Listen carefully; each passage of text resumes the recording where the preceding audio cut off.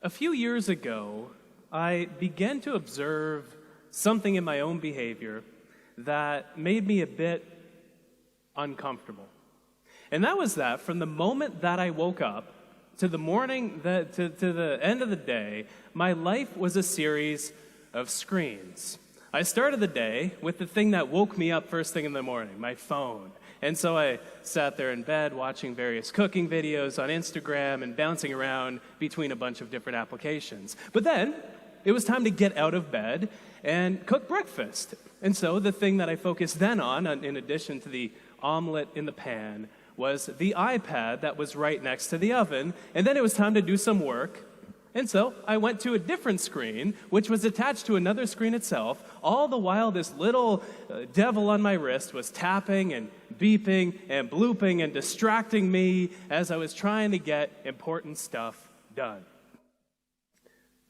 But there was one particular offender out of all of these different devices that I wasted more time on than anything else.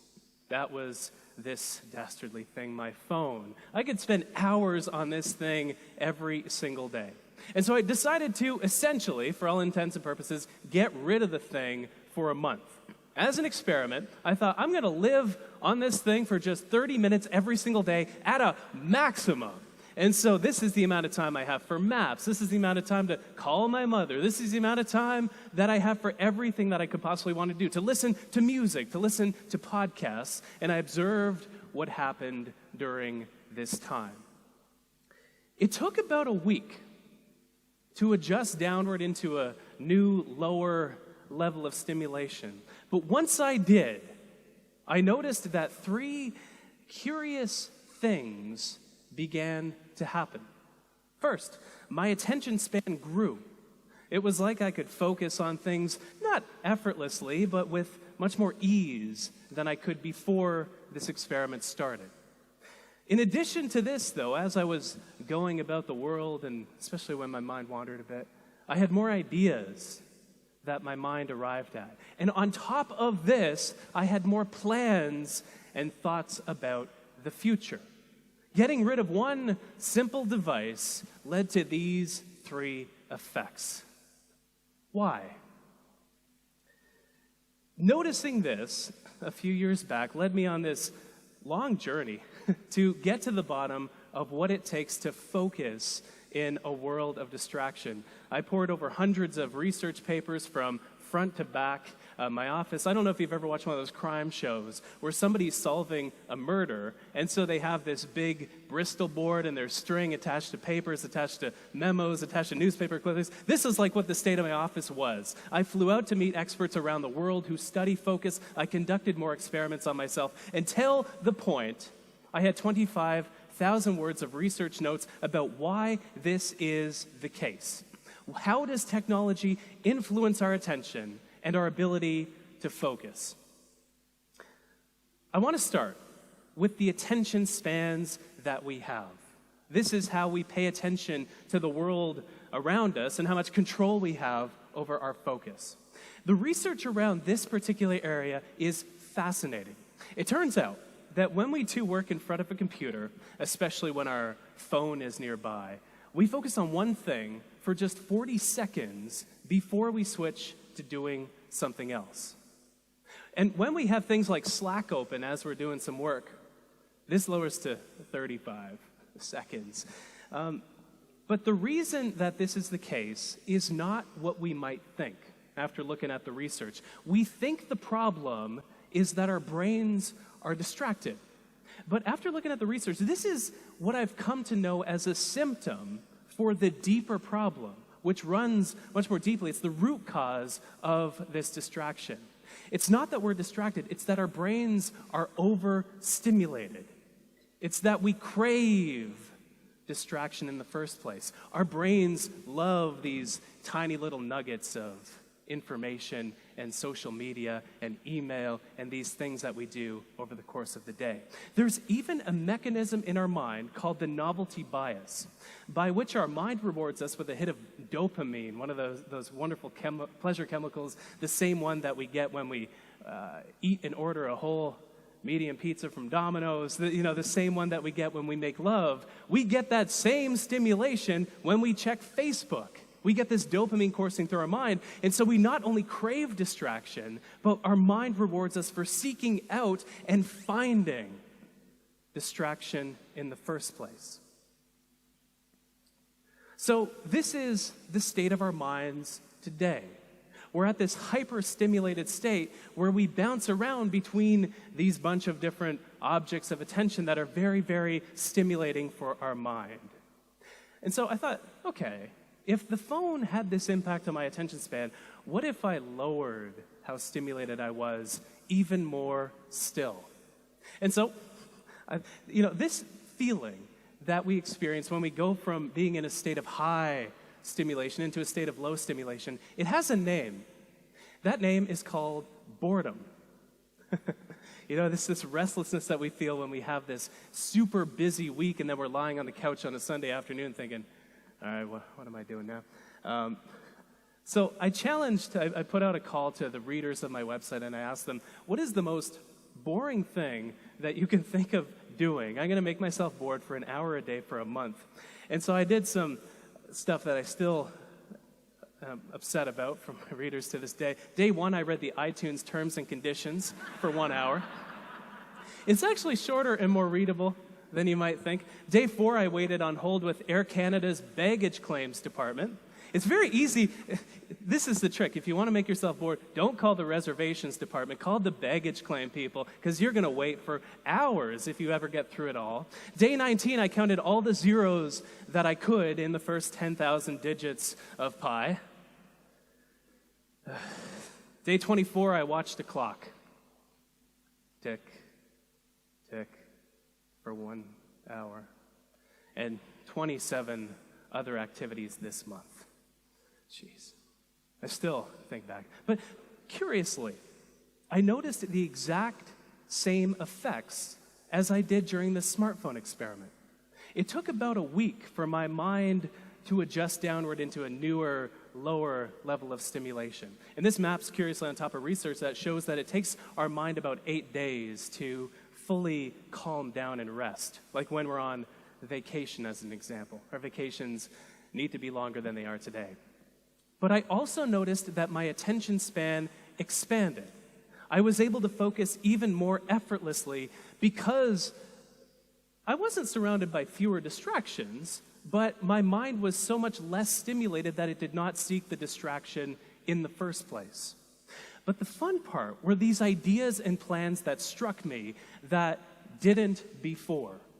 And the reason that this is the case is because my mind had a chance to wander more often. There's a great quote that I love that you might be familiar with from J.R.R. Tolkien, where he says that not all those who wander are lost. And the exact same thing is true, it turns out, with regard to our focus, with regard to our attention. If you think back to when your best, most brilliant ideas strike you, you're rarely focused on something. Maybe this morning you were taking a shower, or maybe some morning in the past, and then your mind had a chance to connect several of the constellations of ideas that were swirling around in your mind to create an idea that would never have materialized otherwise if you were focused on something else, on your phone, for example. This is a mode, especially when we do this deliberately, when we deliberately let our mind wander. I call this mode scatter focus. And the research shows that it lets our mind come up with ideas. It lets our mind plan because of where our mind wanders to. This is fascinating. It turns out that when we just let our attention rest, it goes to 3 main places. We think about the past, we think about the present, and we think about the future. But we think about the past less than we might think. Only about 12% of the time, and often the time we're recalling ideas in these thought-wandering episodes. But the present, which is a much more productive place to wander, we wander to think about the present 28% of the time.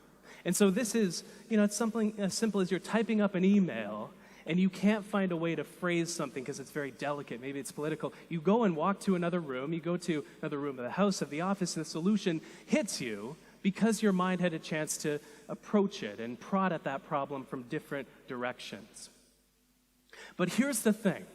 Our minds wander to think about the future more than the past and the present combined.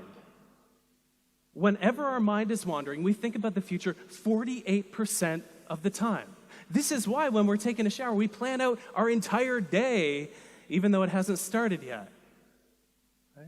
This is called our mind's prospective bias, and it occurs when our mind wanders. If you're good with math, or maths, I should say, not in Canada anymore, these numbers don't add up to 100. It's because the rest of the time our mind is dull, it's blank, or it doesn't have an idea inside of it that is rooted in time. But whatever it is for you that lets your mind wander, something that's simple, something that doesn't consume your full attention. Mine happens to be something that is not necessarily stereotypic of my age and gender demographic, but I love to knit. Knitting is one of my favorite hobbies. I knit in planes, I knit on trains, I knit in hotel rooms. I was knitting in the hotel room before this event today because it helps calm you down, it helps settle your nerves. And I come up with so many ideas when I knit. I have a notepad next to me. But whatever it is for you, it might be taking that extra long shower. It might be taking a bath, upgrading your shower to a bath so you can soak not just with your body but with your ideas as well. Could be simple. If you're at work, walking from one room to another in the office. Very simple change, but if you don't use your phone during that walk, your mind will go to the meeting that you're about to attend. It'll go to the call that you were just on. It'll wander to the ideas that are circulating, and it'll make you more creative in this way. It could be something as simple as waiting in line and just, waiting in line. It could be getting a massage. Whatever it is that lets your mind, I love this picture so much. Whatever you love doing, here's a pro tip. Ask your masseuse to let you have a notepad in the session because ideas always come to you and you're always incubating things, and so capture them so you can act upon them later. But I think after doing this deep dive into the research, we need to make two fundamental shifts with regard to how we think about our attention. We think that we need to fit more in. There's all this talk about hustling. I'm an anti-hustler. I'm one of the laziest people you'll ever meet, and I think that's what gives me so many ideas to talk and write about. We don't need to fit more in. We're doing enough. We're doing too much. We're doing so much that our mind never wanders anymore. It's sad. This is when our best ideas and plans come to us. We need more space. If you look at what allows traffic to move down a highway, what allows it to move forward isn't how fast cars are moving, as you might expect. It's how much space exists between the cars that allows traffic to move forward. Our work and our life are the same way. The second shift, we like to think of distraction as the enemy of focus. It is not. It is a symptom of why we find it difficult to focus, which is the fact that our mind is overstimulated.